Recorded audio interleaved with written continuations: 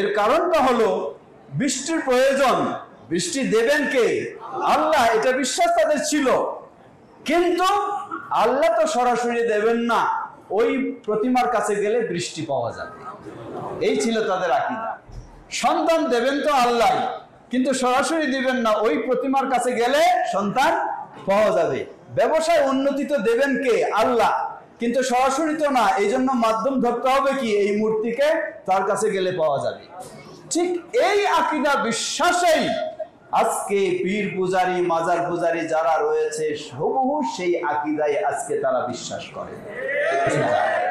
আল্লাহ উন্নতি দিবেন ঠিকই, কিন্তু আমি পীর সাহেবের কাছে না গেলে পাবো নাকি? আল্লাহ আমাকে এই দিবেন ঠিকই, কিন্তু সেখানে না গেলে পাবো নাকি? এই বিশ্বাসটাই হলো কি? শিরকি বিশ্বাস।